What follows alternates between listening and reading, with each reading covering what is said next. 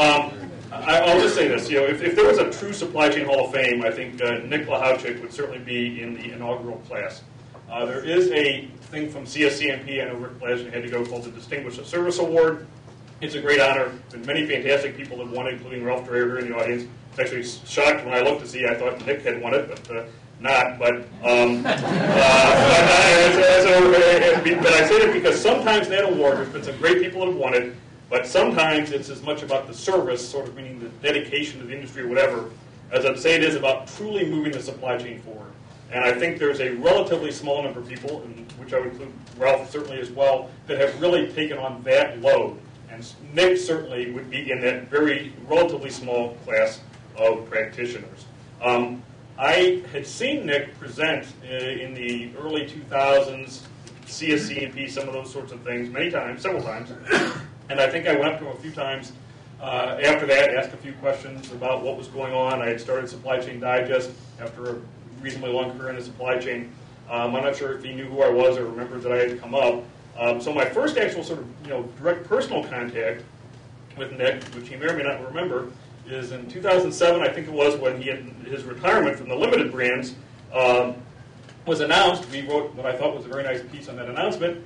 Relatively few hours later, we had a number of limited brands readers. Nick sent a very nice email and said, well, thank you so much. It was a great piece you did on us. He said, you did misspell my name. I think we put another K at the end after the C, Nick and then LaHowchic. He said, but others have mangled it worse, and yours wasn't too bad. I talk to supply chain executives all the time, on the conferences, on interviews, et cetera, and there's a lot of different types. There's the sort of, I'll call it the active type. And the active type is all about getting things done and very execution focused, and they tie very much into metrics, and those can be very effective. That's sort of one type. There's another type that is very polished and is sort of good at working the organization, very good at interacting with their peers and staying on good level there, very good at interacting up and sideways.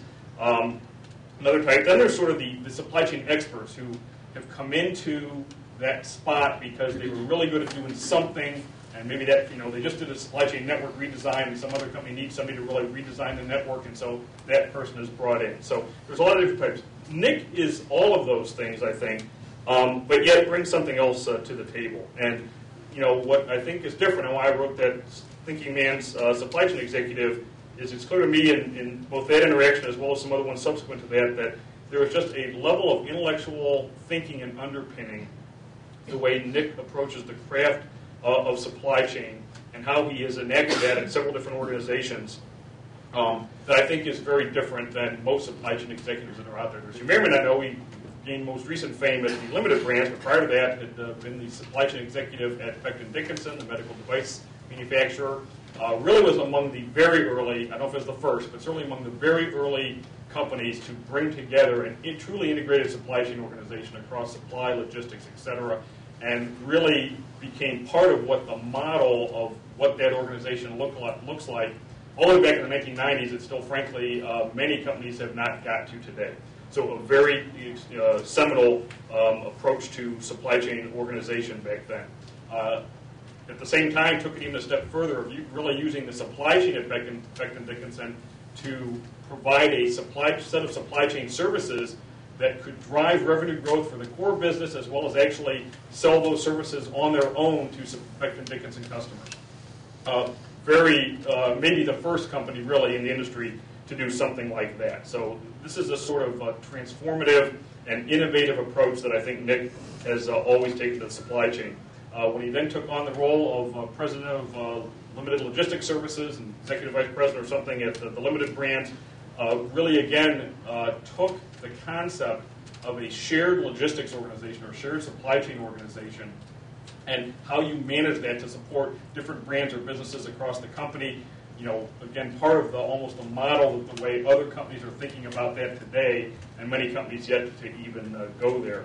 In 2008, I believe it was, he did release the book with Dr. Don Bowersox. You may have covered that this morning. I apologize I wasn't here, but did release the book, Start Pulling Your Chain, which clearly to me is probably one of the top 10, if not higher, supply chain books of all time. Not everyone in the audience here, I realize, may be a supply chain person, but this is another quote that we wrote about when we reviewed the book, and I occasionally use when I'm out on the circuit. This quote comes from the book, I think one of the first couple of chapters. If information was fluidly shared between partners in a channel, then a great deal of what is anticipation would be replaced with facts. In a collaborative environment, it would not be necessary to forecast what others are planning to do or what they're planning to buy. You would see it. And not only is that a very powerful concept, and clearly where we're headed, I think there's very few people in the profession, frankly, that could have written that paragraph. Nick's contributions to the industry are certainly at the very top of the class, and I think the Thinkers and Movers Award is one that is especially appropriate for the kind of gains that Nick really has helped contribute to the supply chain industry. And Ann, I can't think of a better person to get the 2010 award.